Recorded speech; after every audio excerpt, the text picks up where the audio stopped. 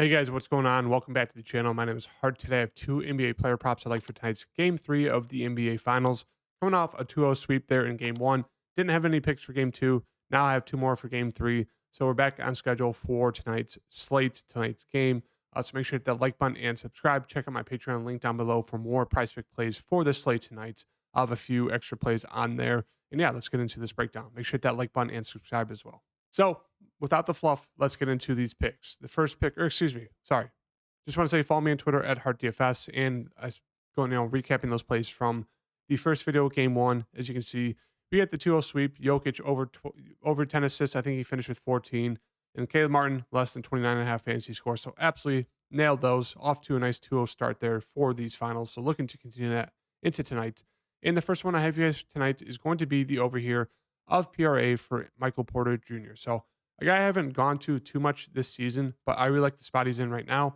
If we're looking at the odds right now on DraftKings, it's actually very, very heavily juiced on the over there at 22.5 minus 145 for him to hit. Obviously, PrizePicks has bumped it up by one, which is a little frustrating, but I still really like this, and here's why. 3-point spread favored to the Nuggets should be a pretty close game, 214.5 game total. So the game total has dropped a little bit, so it should be a lot tighter of a game. And it's one of those things where last game, Michael Porter Jr. just really struggled. 2 of 8 from the field, did not play well. Obviously, one of his worst games in a long, long time. But he can have that at times. As you can see here, the last game of the Suns game, or the last game of the Suns series, he only played 24 minutes, was not playing well, was struggling, 16 fantasy points. He got pulled, set the second half for Bruce Brown, and that can happen. But what did he do the next game for the Lakers series? Came out one for 15, 10, and 2. After that, 16, 7, and 3, 14, 10, and 6, 15, 10, and 1, 14, 3, and 1, 13, and 1. And then obviously had that letdown game. So he's a great bounce back guy. It happened in the Phoenix series as well. 13.5 fantasy points, 23 minutes, did not play well. What did he do the next game? 21 and 12. Followed up with 11, 10, and 4, 19 and 2. So he's one of those guys that he bounces back. He's, I think, the second leading scorer in the playoffs when it comes to open shots. So if you get some open threes, MPJ most of the time is going to knock it down. I just had a bad game last game. So really liking the bounce back spot here for MPJ to hit some threes. He's been great at rebounding. He can get a few assists as well. You don't expect much there, maybe like 2 at most, but still, he's been very, very solid at bouncing back. And I like this opportunity here, 23.5 for him to go over there with his points and rebounds. And maybe we get an extra assist or two. And then for the second pick I have for you guys today, it's going to be the over of fantasy score for Jimmy Butler here at 49.5. It's just one of those things like even Jimmy, for some reason, there's games. It's like one out of every 4 games in every series so far. He's had those games where he's just done nothing. Like in that next series, he hurt his ankle. He missed game. He came back, played fantastic, and in the following game, I think it was game. Is this game here? It was game 5, I believe this was.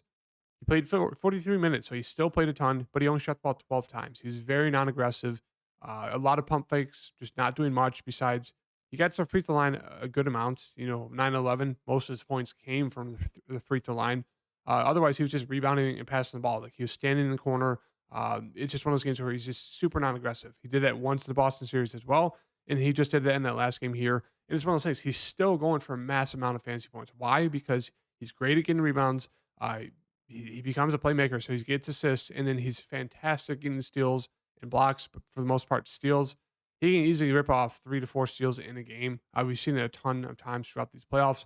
And as I always say, steals are 3 points each on prize picks, which really, really helps out the fantasy score. And Jimmy's not a guy who turns over the ball a ton. So, turnovers are -1 point. But as you can see, he really keeps it in check for most of the time, pretty much averaging like 1.5 turnovers per game, which is fantastic. So, really like the upside there with steals. Really like the upside of him just a bounce back game where he's aggressive because last game, he was not aggressive at all. He was pump faking.